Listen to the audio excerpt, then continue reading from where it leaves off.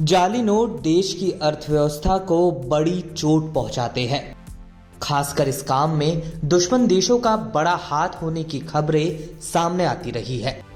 वैसे तो देश विरोधी ताकतें अक्सर आतंकी हमलों के जरिए भारत की शांति व्यवस्था में खलल डालने की नापाक कोशिश करती रही हैं।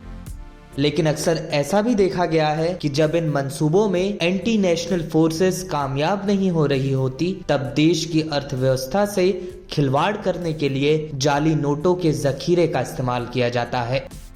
पड़ोसी देशों के साथ सीमा साझा करने वाले राज्यों से जाली नोट पकड़े जाने की खबरें अक्सर सामने आती रही है। हाल में मिजोरम से बीएसएफ ने एक महिला के पास से 11 लाख की कीमत की फर्जी भारतीय मुद्रा बरामद की थी। वहीं अप्रैल महीने में असम में 2,45,000 रुपए की फेक करेंसी बरामद की गई थी। इसी साल जुलाई में ही मिजोरम में एक बार फिर 7.4 लाख रुपए के फेक नोट बरामद किए गए थे। वहीं पूर्वोत्तर राज्यों के अलावा यूपी, बिहार, राजस्थान, झारखंड, ओडिशा, मुंबई से भी हाल के दिनों में लाखों की कीमत के नकली नोट बरामद होने की जानकारी सामने आई थी। भारत में जाली नोटों को लेकर एशिया पैसिफिक क्षेत्र की प्रमुख अंतर्राष्ट्रीय करंट अफेयर्स मैगजीन डिप्लोमेट की फरवरी में छपी एक रिपोर्ट के मुताबिक बांग्लादेश पुलिस ने फरवरी 2022 में बड़ी मात्रा में नकली भारतीय मुद्रा की एक खेप पकड़ी थी। द डिप्लोमेट के मुताबिक बांग्लादेश के कुछ शहरों में लंबे समय से नकली नोटों का रैकेट सक्रिय है, लेकिन फरवरी 2022 में इतनी बड़ी मात्रा में जाली नोटों का जखीरा बरामद होने के बाद भारत सरकार के अफसरों ने भी हैरानी जताई थी। खबरों के मुताबिक फरवरी 2022 में पकड़ाया नकली भारतीय नोटों का ये जखीरा बांग्लादेश में पकड़ा गया अब तक का सबसे बड़ा कंसाइनमेंट था। कई मीडिया रिपोर्ट्स के मुताबिक जाली नोट बनाने का काम असल में पाकिस्तान में किया जाता है।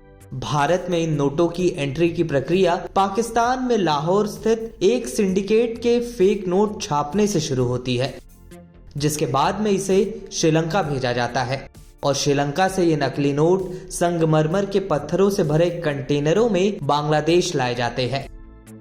भारत में तस्करी से पहले इन नकली नोटों को सिंडिकेट के सदस्यों के घरों में विशेष कमरों में छिपाकर रखा जाता है। भारतीय सुरक्षा बलों की एक जांच रिपोर्ट में यह भी खुलासा हुआ था कि fake Indian currency notes Pakistan में छपने के बाद अवैध रास्ते से नेपाल और बांग्लादेश के जरिए भारतीय सीमा में प्रवेश करते हैं। सुरक्षा बलों की जांच रिपोर्ट में यह बात भी सामने आई थी कि सीमा पार से देश में नकली नोटों के इस काम में महिलाओं को लगाया जाता है। पिछले कई वर्षों से कई राष्ट्रीय और अंतर्राष्ट्रीय संस्थान भारतीय अर्थव्यवस्था को नकली नोटों की वजह से पैदा हुए खतरों के प्रति आगाह कर चुके हैं। इस मामले ने 2011 में अंतर्राष्ट्रीय स्तर पर तब हलचल मचाई थी जब अमेरिकी विदेश विभाग की international narcotics control strategy report में इस बात का जिक्र किया गया था कि पाकिस्तान में छपने वाली नकली भारतीय मुद्रा का इस्तेमाल भारत में आतंकी गतिविधियों और आपराधिक नेटवर्क बनाने के लिए किया जा रहा है। 2015 में इंडियन स्टैटिस्टिकल इंस्टीट्यूट की एक रिपोर्ट के मुताबिक भारत में उस वक्त 4 बिलियन रुपए यानी करीब 400 करोड़ की नकली मुद्रा प्रचलन में थी और करीब 7 मिलियन रुपए यानी करीब 70 लाख की फेक करेंसी हर साल प्रचलन में जुड़ती थी। वही 2021-22 की आरबीआई की वार्षिक रिपोर्ट के मुताबिक बैंकिंग क्षेत्र में पाए गए सभी मूल्य वर्ग के नकली भारतीय मुद्रा नोटों की संख्या 2,30,971 हो गई है। आरबीआई के अनुसार वित्तीय वर्ष 2021-22 में बैंकिंग प्रणाली द्वारा पता लगाए गए 500 मूल्य वर्ग के नकली नोटों की संख्या दोगुनी से अधिक 69,659 हो गई है, जबकि बैंकिंग प्रणाली में ही पाए गए 2000 मूल्य वर्ग के नकली नोटों की संख्या 2021-22 के दौरान 13,604 थी, जो पिछले वित्तीय वर्ष से लगभग 54.6% ज्यादा है। आरबीआई के मुताबिक 50 और 100 मूल्य वर्ग में पाए जाने वाले नकली नोटों में 28.7% और 16.7% की गिरावट आई है।